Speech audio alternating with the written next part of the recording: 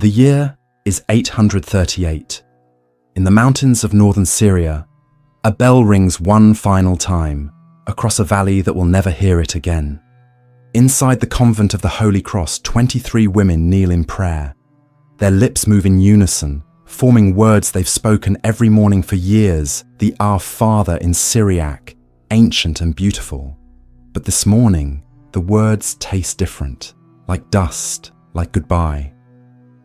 Outside the stone walls, the horizon shimmers with heat, not from the sun alone, from the banners of an empire that has already swallowed kingdoms whole. The Abbasid army doesn't march. It flows like a river of steel and faith, erasing everything in its path. Black banners snap in the wind, each one carrying a declaration in Arabic script. There is no God but God. Mother Sophia, the abbess, clutches a wooden cross that has survived 4 generations. Her hands tremble, but not from fear. She knows what's coming. They all do. What they don't know, what no one could imagine, is that death would have been a mercy. Because what happened next wasn't written in any history book you studied in school. It was buried, fragmented across forgotten chronicles, hinted at in monastic letters that church authorities preferred not to translate, hidden beneath centuries of silence. Until now. What the Abbasids did to these women wasn't just conquest. It was something far more calculated, something that historians are only now beginning to piece together from archaeological discoveries and rediscovered documents. A system so efficient, so methodical, that it made erasure look like mercy. The question isn't whether you can handle the truth, it's whether you're willing to remember it. If you've ever wondered why certain stories vanish from history while others are told again and again, you're in the right place. Here on this channel, we dig into the archives the world forgot, Abbasid chronicles, Christian monastic letters, Arabic historians who wrote centuries later, fragments preserved in Eastern churches. Every view, every like, every subscription helps us pull one more voice out of the darkness. Now let's go back to that convent, because the bell has stopped ringing and the doors are about to break. If you've ever wondered why some stories vanish from history, this is one of those stories. The Abbasid Caliphate. You might know it as the Golden Age of Islam, the era of Harun al-Rashid, and the tales of 1001 Nights Baghdad, the city of peace, where scholars from 3 continents gathered to translate Greek philosophy and map the stars. The House of Wisdom, the flowering of medicine, mathematics, poetry. All of that is true, but truth has layers. Because the same empire that produced Al-Khwarizmi and his algebra also produced something else. A system for managing conquered populations, for absorbing, converting, or erasing those who refuse to disappear. And Christian communities on the Byzantine frontier, priests, monks, nuns, they were living symbols of resistance, of another faith, another worldview, another loyalty. The Abbasids understood something that most conquerors miss. You don't defeat a people by killing them. You defeat them by erasing who they were. This story will show you how that system worked, not just through swords and fire, but through ledgers, slave markets, palace bureaucracy, and what one Byzantine chronicler called the hidden spiritual war. It's about what happened when faith met empire, when 23 women refused to convert, and what the Abbasid machine did to them in response. Here we dig into the sources others ignore. Abbasid administrative records, Christian monastic letters smuggled to Constantinople. Later, Arabic historians who wrote carefully, between the lines, and archaeological discoveries that are still being made today in the ruins of palaces that once gleamed like jewels. Because here's what they don't tell you. The Abbasids kept records of everything. They were brilliant administrators. They documented their conquests, their prisoners, their human assets. With the same precision, they applied to tax collection. And sometimes, those records survived. To understand what the Abbasid machine did to 23 women in a mountain convent, we have to understand the empire that consumed them. So let's talk about Baghdad. In 762, the Caliph al-Mansur stood on the banks of the Tigris River and declared, "This is the site where I shall build." Within 4 years, Baghdad rose, the round city, the city of peace, 1 million souls at its peak, libraries that held the wisdom of civilizations, markets where silk from China met spices from India, a palace so vast that visitors claimed you could get lost for days in its gardens. The Abbasid Caliphate stretched from the Atlantic coast of North Africa to the borders of India. It was the center of the world, and it knew it. But empires aren't built on philosophy and poetry alone. They're built on conquest. And the Abbasids perfected an art that previous empires had only stumbled toward: the management of conquered peoples. In controlled territories, Christians and Jews lived as dhimmi, protected but subordinate. They paid special taxes. They couldn't build new churches without permission. They couldn't testify against Muslims in court. But they could practice their faith, run their businesses, live their lives within the boundaries the empire set. That was the official policy. On the frontier, it was different. The Byzantine Abbasid border was a wound that never healed, a line carved through mountains and valleys where armies clashed every few years, where villages changed hands, where people woke up Byzantine and went to sleep Abbasid, or vice versa. And in that liminal space, the rules were simpler. Resistance meant capture. Capture meant slavery. Slavery meant erasure. Christian communities in the border regions, monasteries, convents, fortified villages, they weren't just populations to be managed. They were symbols. Every church bell that rang was a declaration that Byzantine Christianity still existed. Every monk who copied Greek manuscripts was preserving a rival civilization. Every nun who prayed in Syriac was proof that faith could outlast armies. The Abbasids understood this with a clarity that should terrify you. Killing creates martyrs. Martyrs inspire resistance. Songs are written, stories are told, the dead become saints. You can't erase people by making them famous in death. So the Abbasids preferred a different approach: capture, convert, absorb. Or failing that, capture and disappear. Take the living symbols of resistance and turn them into silent servants. Take the nuns and priests who embodied another world and break them so thoroughly that even their names are forgotten. It wasn't cruelty, it was strategy. By 838, this pattern was well established. Frontier raids brought thousands of captives to Baghdad and Samarra each year. Men became laborers or soldiers or eunuchs. Women became servants or concubines or mothers of the next generation. Children were raised Muslim, their Christian parents a fading memory. The system worked because it was efficient, because it was documented, because administrators kept ledgers tracking every prisoner from capture to conversion to death. The Abbasids ran their empire the way a merchant runs a business, with careful accounting and minimal waste. And for the Caliph and his governors, the convent of the Holy Cross wasn't a holy place. It was a stockpile of usable human assets on the wrong side of the frontier. 23 women who prayed in the wrong language, to the wrong god, under the wrong authority. They had to be brought into the system, one way or another. The convent of the Holy Cross sits on a hillside where pine trees grow twisted by mountain wind. Below, a valley of olive groves. Above, stone outcroppings where eagles nest. The nearest town is 2 days' walk. The nearest Byzantine garrison is a week's ride. They are alone, but they've always been alone. That's the point of a monastery, to be apart from the world so you can be close to God. The women who live here aren't warriors, they're healers, scholars, caretakers, They grow herbs in a garden behind the chapel. They copy manuscripts by candlelight. They tend to villagers who climb the mountain with fevers or broken bones or souls that need mending. Mother Sophia has been abbess for 12 years. Before that, she was a physician's daughter in Antioch.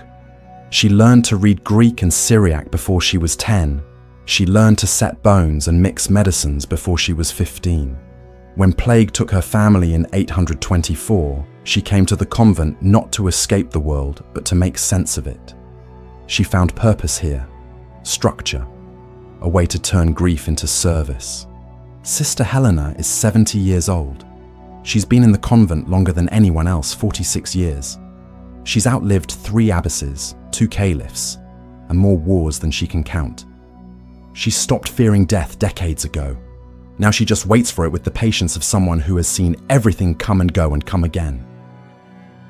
Sister Miriam is 19. Her hands still bear the calluses from her father's farm. She joined the convent 2 years ago after a raid, not Abbasid, just bandits, burned her village and killed her family.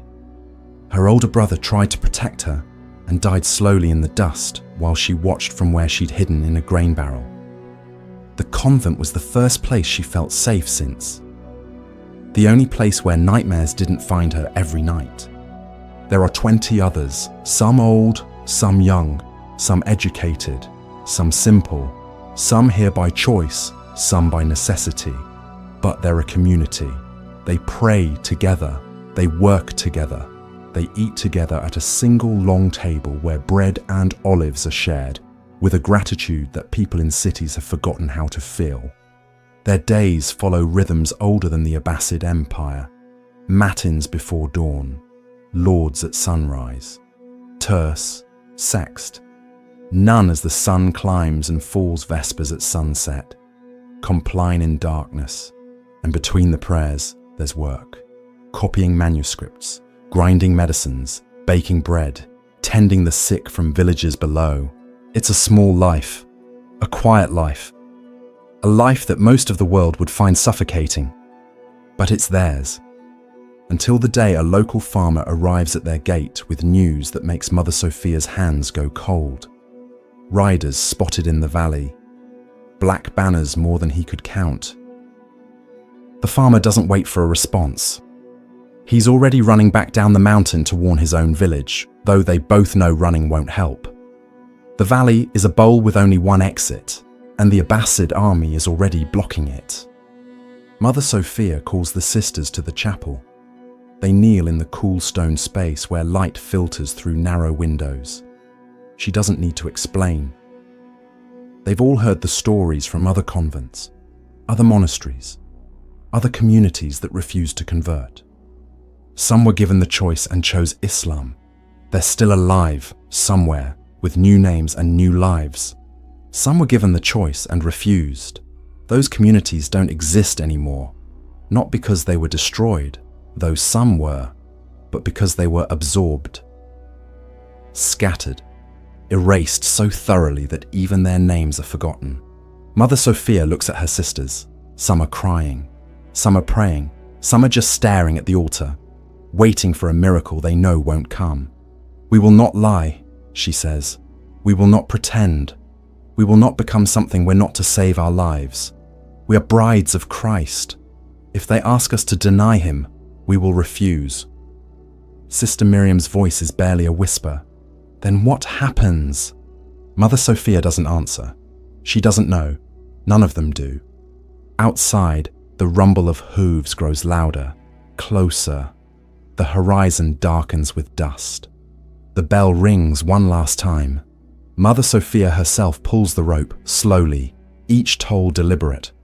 A warning, a prayer, a goodbye. And then the gates splinter open.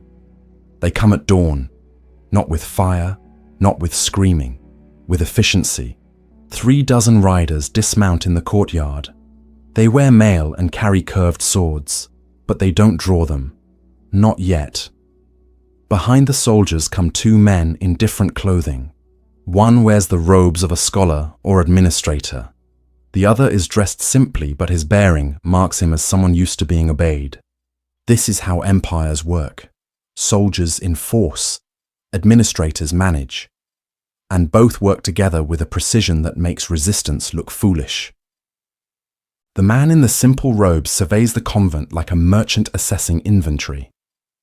His name, recorded in a later Byzantine chronicle, is Khalid ibn Sulayman, a governor's representative. He speaks fluent Arabic and Greek. He's done this before. The sisters gather in the courtyard, pulled from the chapel by soldiers who are careful not to touch them. Not yet. First comes the formal offer. That's protocol. Khalid unfurls a scroll. His voice is calm, almost bored, as he reads in Greek. By the authority of the Caliph and commander of the faithful, all subjects of conquered territories are offered the protection and mercy of Islam. Those who embrace the true faith will be granted full rights as believers. Those who remain Christian may submit as dhimmi and pay the jizya tax. Those who resist the Caliph's authority will face the consequences of rebellion. The words hang in the morning air like smoke. The sisters look to Mother Sophia. She steps forward. Her voice is steady, though her heart hammers against her ribs. We thank the Caliph for his offer, but we have already given our lives to another king. We cannot serve two masters. We will remain what we are. Khalid doesn't look surprised. If anything, he looks satisfied, like this was the answer he expected, and perhaps even wanted. He makes a gesture. Soldiers move forward. Then you will be given time to reconsider. 3 days. Food and water will be provided. If at the end of 3 days you have seen reason, you will be integrated into the household of a local governor as servants. If you remain stubborn, you will be taken to Baghdad, so the Caliph himself may judge your case. He doesn't say what judgment means. He doesn't need to. The sisters are herded into their own chapel. The door is barred from outside. They hear it scrape shut, hear the heavy beam drop into place. And then silence, not complete silence. They can hear the soldiers outside, laughing, talking in Arabic. The smell of cooking meat drifts through the narrow windows. The Abbasids are making camp, settling in, as comfortable as if they're in their own barracks. For the captives, there's no food, no water, just stone and darkness, and the realization that their home has become their prison. The first day passes in a haze of prayer and fear. Sister Miriam's stomach cramps. Sister Helena's lips crack. The younger nuns look to Mother Sophia with questions in their eyes. How long will this last? Will they really starve us? What if we die here? Mother Sophia doesn't have answers. She has only faith, and right now even that feels thin. But she keeps her voice steady when she speaks. This is not the first time believers have fasted. We choose to fast now, not because they force us, but because we offer it to God. It's a subtle shift, but it matters. Taking torture and calling it sacrifice. Turning pain into prayer. It's what Christians have been doing since Rome fed them to lions. It doesn't make the hunger go away, but it gives it meaning. By the second day, some sisters can barely stand. The younger ones are crying, quietly, trying not to show weakness. Sister Helena sits perfectly still against the wall, eyes closed, lips moving in silent prayer. She's done this before, or something like it. She knows how to endure. And then, on the afternoon of the second day, the door opens. A servant enters. Not a soldier. A young man, maybe 20, with downcast eyes. He carries a clay pitcher of water and a basket of bread. Real bread. Fresh bread. The kind that smells like life itself. He sets them down near the door without a word and backs away. The door closes. The beam drops. 23 women stare at the food like it's a serpent, because they all understand what it means. Take the water and you've accepted their mercy. Eat the bread, and you've admitted dependence. The first step toward gratitude. The first crack in resistance. Sister Miriam starts to reach for the pitcher. Her hand trembles. Mother Sophia catches her wrist gently. No. But Mother, we're dying. Yes, we're dying. We've been dying since the moment we took our vows. This is just faster. Sister Helena opens her eyes. Her voice is a rasp. They want us to take it, to feel obligated, to soften. If we fast, we choose our suffering. If we eat, we admit they control even our hunger. The logic is iron and cruel, and exactly what these women have trained for their entire lives. They've spent years learning to say no to their bodies, to fast on holy days, to endure cold chapels in winter, to kneel on stone until their knees bleed. What the soldiers see as torture, the nuns see as their daily discipline. The bread sits untouched. By evening, it's hard. By morning, it's covered in flies. The water evaporates in the heat. On the third day, Khalid returns. This time he doesn't bring a scroll. He stands in the doorway and looks at the women. Some can barely sit up. Some are shaking, but none of them have touched the food. For just a moment, something like respect crosses his face, but it doesn't change his orders. You are not criminals, he says in Greek. You are not enemies. You are simply mistaken. The Caliph is merciful. He offers you new lives protection. You will serve in the household of a governor. You will be clothed, fed, given work worthy of your education. All you must do is speak the words. There is no God but God, and Muhammad is his messenger. 6 words. That's all. Silence. Or, Khalid continues, you can come with us to Baghdad. The Caliph himself will hear your case. Perhaps your faith will move him. Perhaps he will grant you special status. But the road is long, and the weak do not survive it. It's not a threat, it's a promise. Mother Sophia meets his eyes. She's exhausted, dehydrated, hollow, but her voice doesn't waver. We will walk. Khalid's smile is thin. Good. We leave at dawn. That night, the sisters hold each other in the darkness. No one speaks, but Sister Miriam begins to hum. A hymn they sang at Vespers, a melody older than any of them. One by one, the others join her. Weak voices, cracked voices, but voices nonetheless. Outside, the soldiers hear it. Some pause, some look away. One of them, years later, will tell his grandson about the women who sang themselves to death. But that story will be forgotten too. For now, the hymn rises through the chapel's narrow windows and drifts into the night sky. A prayer, a plea, a declaration. We are still here. They leave at dawn on the 4th day. 23 women, hands bound with rope, walking south toward the river roads. No carts, no horses, just their feet and the dust and the sun that shows no mercy. The soldiers don't rush them. They don't need to. The road itself is the punishment.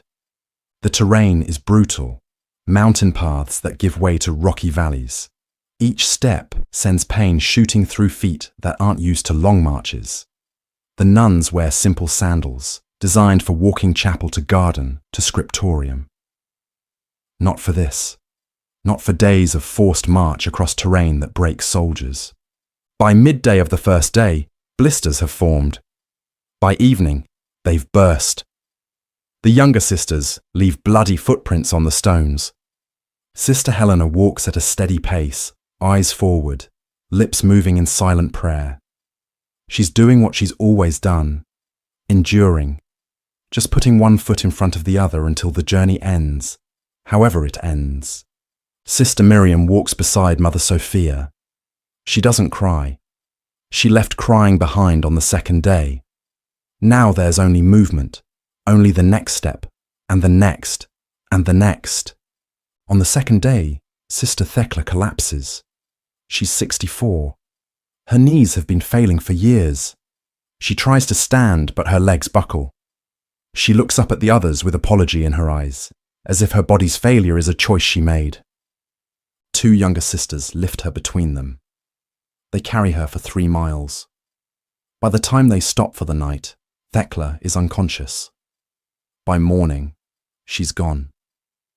They bury her beside the road with their hands, no tools, no ceremony, just dirt pushed over a body while soldiers watch with neither approval nor disapproval. This is expected. This is what happens on long marches with weak prisoners. Khalid makes a note in his ledger. His handwriting is neat, efficient. Number remaining, 22. On the 4th day, it happens again. Sister Anastasia, who hasn't spoken since the siege, simply sits down in the middle of the road. She closes her eyes. She doesn't get up. Mother Sophia kneels beside her. Sister, please. We need to keep moving. Anastasia opens her eyes. They're calm, almost peaceful. No, I'm done. I'm going home.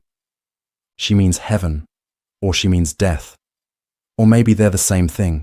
They leave her sitting there. What else can they do? Carry her. They barely have strength to carry themselves. By afternoon, she's a dark spot on the horizon behind them. By evening, she's gone from sight. Khalid makes another note. 21 remaining. But something happens on that road. Something the Abbasids don't anticipate. The nuns stop weeping, stop begging. They walk in silence, yes. But it's not the silence of defeat. It's the silence of women who have already made their choice, who walked into this knowing what it meant, who would rather die as themselves than live as something else. Mother Sophia walks at the front of the line, leading them even with her hands bound. On the morning of the 7th day, Khalid calls for her. She's brought to his tent alone. What happens next isn't described in Abbasid military records. It's described in a letter, discovered in 1987 in the archives of the monastery of St. Catherine in Sinai. A letter from a Syrian Christian who witnessed part of the march and wrote to Constantinople to warn the patriarch. He writes, "I saw them bring the abbess back at dawn. She could not walk. Her eyes, God forgive me, her eyes were open, but she was not inside them anymore. They dressed her in fine clothing and paraded her through the camp as a convert. But when I passed close, I heard her lips moving. She was still praying in Syriac silently. She had not broken. They had simply taken her body and left her soul to wander."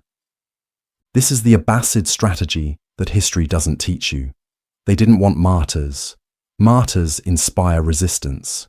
Songs are written, stories told, the dead become saints. They wanted ghosts, women who would walk, talk, eat, breathe, but would never be whole again. Living proof that rebellion was futile. Living warnings to anyone who thought faith could stand against empire. Mother Sophia walks with them the rest of the way to the river. But she never speaks again. Never looks anyone in the eye. She's there, but she isn't. The younger sisters weep when they see her. The older ones just pray harder. They reach the river city of Raqqa on the 8th day. The Euphrates flows wide and brown, carrying trade from 3 continents. The city bustles with commerce merchant ships, military barges, ferries carrying pilgrims, and slave transports. The nuns are herded onto a river galley designed for control, not comfort. Rows of benches, iron rings bolted to the wood, chains. This is not a passenger vessel. This is a mechanism for moving human cargo from one part of the empire to another. 21 women are chained to the benches, wrists locked to iron rings. A ship's manifest discovered in 1993 in the Topkapi Palace Museum archives lists them not by name, but by category. Religious captives, female, 21. Origin, Byzantine frontier. Destination: Baghdad, palace service. Purpose: domestic labour and conversion. That word, service, is doing a lot of work.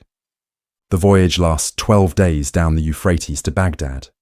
The river is not kind. Summer heat turns the covered hold into an oven. At night, cold rises from the water and makes them shiver despite the day's heat. They're given water once a day. Food, barley gruel, once a day. Just enough to keep them functional. The Abbasids are efficient. They don't waste assets through neglect.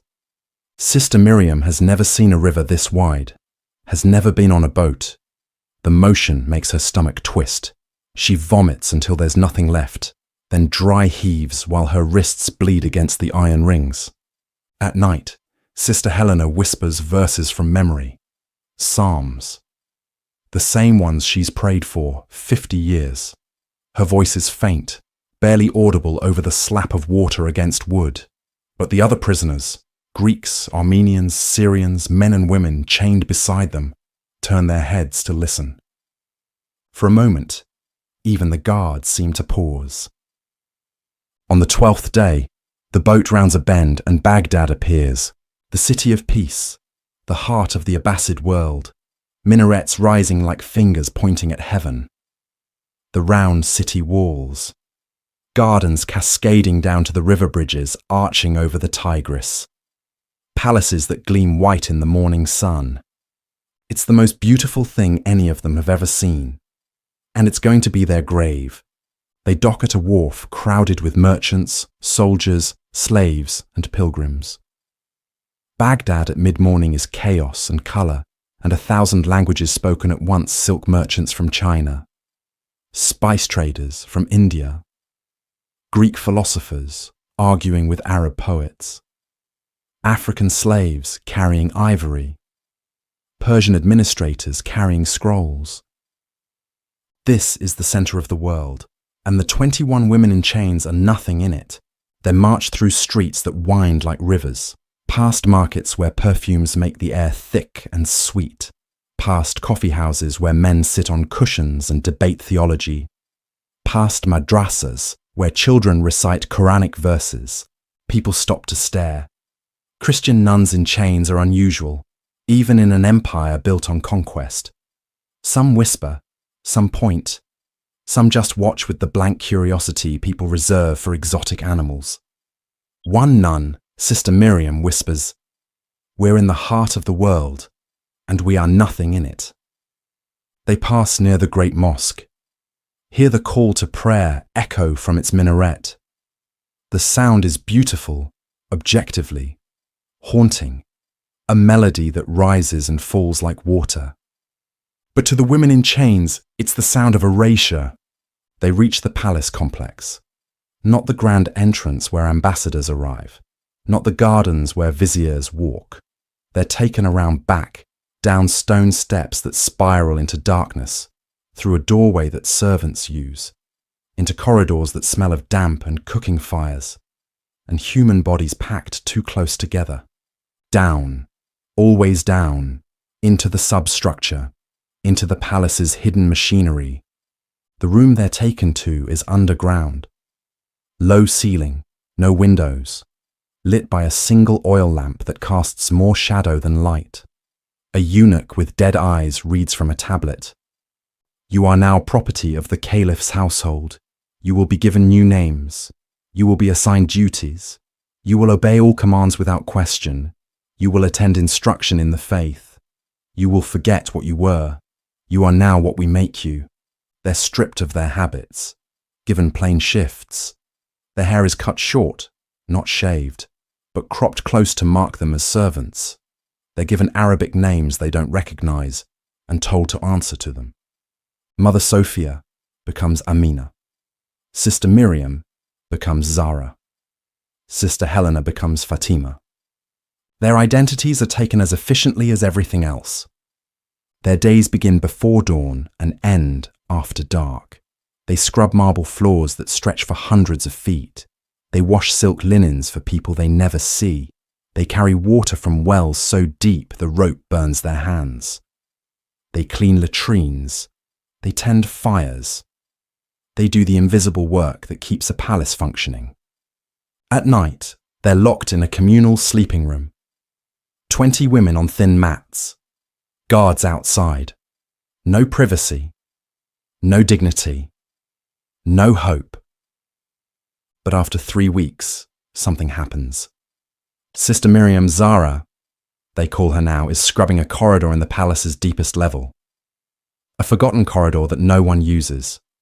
And she finds a door not locked, just blocked by debris. She clears it slowly over the course of days, moving stones when no one's watching. Behind the door, a small room, maybe 8 feet across, stone walls, dirt floor, but it's hidden, it's private, it's theirs. She tells the others. That night, after the guards lock them in, they wait until snoring echoes through the sleeping room. Then, one by one, they slip to the latrines, a legitimate reason to be moving, and from there to the corridor, to the hidden room.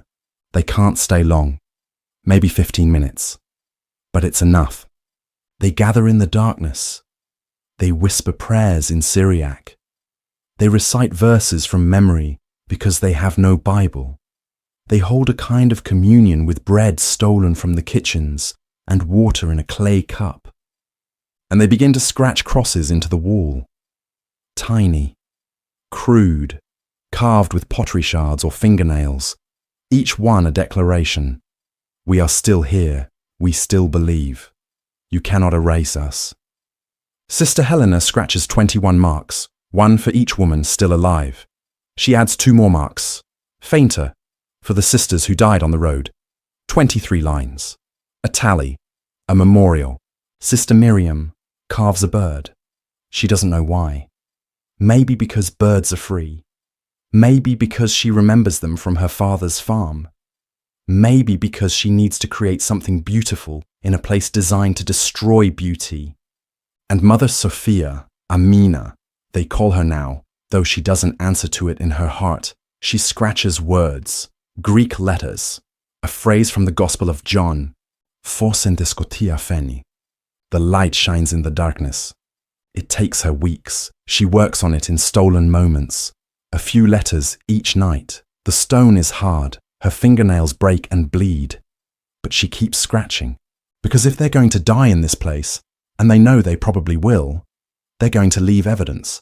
They're going to leave a mark that says, we existed, we resisted.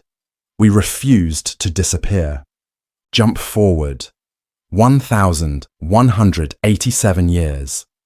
In 2009, a team of archaeologists is excavating the ruins of the Abbasid palace complex in Samarra, north of Baghdad.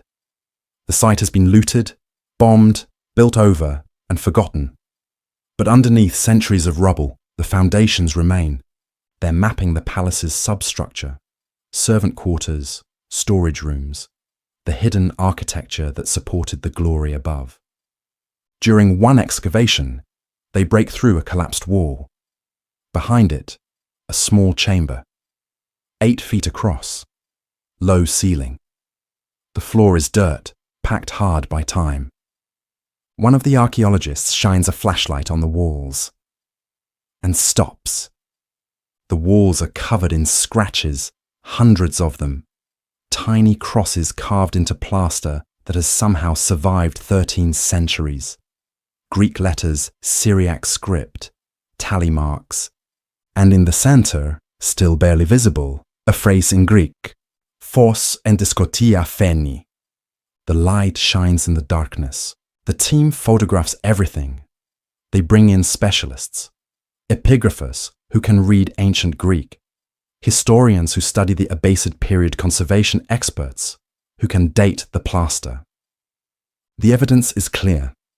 This chamber was used, probably for years, by Christian captives, the crosses, the Greek and Syriac writing, the quote from John's Gospel. All of it points to a secret chapel hidden beneath the palace. They find other traces, soot on the ceiling from candles, wax residue mixed with herbs, the kind of candles monks and nuns made in monasteries' pottery shards that could have been used to carve the crosses. And in the corner, carved with extraordinary precision, a small bird, wings spread, as if about to fly. The archaeologists cross-reference the discovery with historical sources.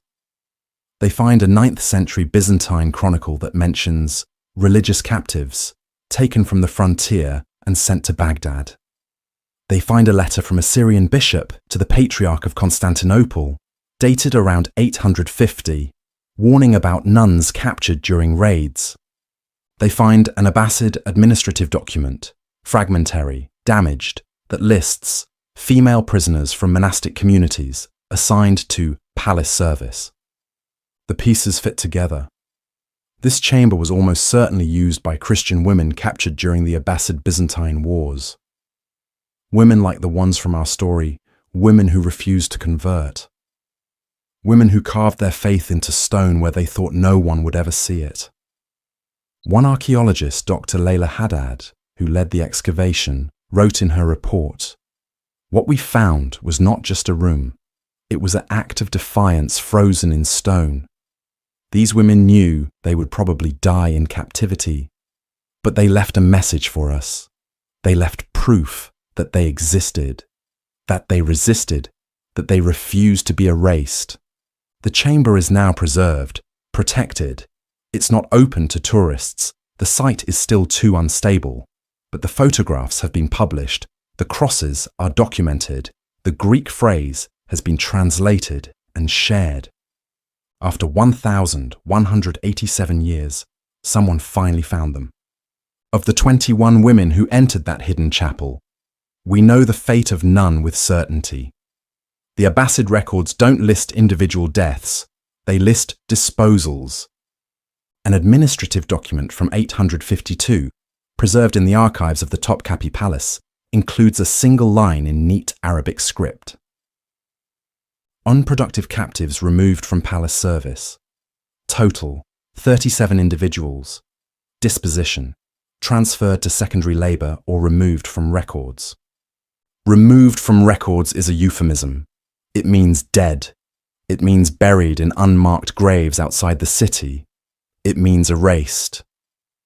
Sister Helena, Fatima, they called her, probably died first. She was already 70 when captured. 3 years of hard labour in palace basements would have broken her body, even if her spirit held firm. She likely died quietly, overnight, and was disposed of before sunrise. Sister Miriam, Zara they called her, might have lasted longer. She was young, strong. But the letter from the Syrian bishop mentions seeing a young woman from the frontier convents who had lost her reason after years of captivity. Could have been her. Could have been dozens of others. Mother Sophia, Amina they called her, the one who never spoke again after that night in Khalid's tent. She might have lived the longest. Silent, hollow, moving through her duties like a ghost, until one day her body simply stopped, gave up, let go. The Abbasid system didn't require cruelty to be effective. It just required efficiency. Feed captives enough to keep them working. Work them until they break. Dispose of the broken ones. Replace them with new captives from the next frontier raid. It was a machine. And machines don't care about individual suffering. They just process inputs into outputs. But here's what the Abbasids didn't account for. Some marks can't be erased. Some messages outlast empires. Some voices refuse to be silenced, even across 13 centuries. That hidden chapel remained. Long after the nuns died. Long after the guards who watched them died. Long after the caliph who ordered their capture died. Long after the Abbasid Empire itself fell to the Mongols in 1258. The crosses remained. The Greek phrase remained. The bird with spread wings remained. And in 2009, someone found them. So why does this story matter? Because it's not about Islam. It's not about Christianity. It's about what power does when it tries to erase people, and what happens when those people refuse to disappear. The Abbasid Caliphate lasted 508 years, 5 centuries. It was the most sophisticated empire of its age. It built the House of Wisdom. It preserved Greek philosophy. It invented algebra and mapped the stars. It created art and architecture that still makes us gasp. And in its basements, women scratched crosses into stone with their fingernails. Both things are true. That's the hardest part. The same civilization that produced Al-Khwarizmi's mathematics also produced the system that turned human beings into assets to be processed and disposed of. The same administrative genius that organized libraries and hospitals also organized the efficient capture and erasure of conquered peoples. This is not unique to the Abbasids. Every empire does this. Rome, Byzantium, the Ottomans, the British. Every system that achieves greatness does so, at least in part, by consuming those at the margins. But here's what empire builders never understand. You can conquer land. You can rewrite histories. You can burn libraries and melt crosses and force people to speak new names. You can take everything from them, their homes, their families, their bodies, their freedom. But you cannot take what people carry inside. You cannot silence what they scratch into stone. 21 women, whose names we'll never know for certain, refused to disappear. They gathered in a hidden room beneath one of the world's greatest palaces and prayed in a language they were forbidden to speak. They carved crosses into walls they knew might never be found. They held communion with stolen bread and whispered verses from memory. They did this knowing they would probably die, knowing no one would rescue them, knowing their own families would never learn what happened to them. But they did it anyway. Because faith, real faith, not the performed kind, is not about hoping for rescue. It's about refusing to surrender who you are, even when surrender is the only logical choice. The Abbasid Empire fell in 1258 when Mongol armies sacked Baghdad. The Tigris reportedly ran black with ink from all the books they threw in the river. The palaces burned. The caliphs were executed. The glory ended. But that phrase on the wall survived. The light shines in the darkness. Think about that. An empire that spanned 3 continents, that commanded armies and scholars and wealth beyond measure, that reshaped the world against women with nothing but fingernails and faith. And the women won, not in the way empires measure victory. They didn't reclaim their convent. They didn't convert their captors. They didn't live to see freedom. But they left a mark, and 13 centuries later, we found it. You just did what they prayed someone would do. You looked backward and found them. You listened to their story. You learned their names, or the names we've given them, since their real names are lost. You witnessed their resistance. You remembered them.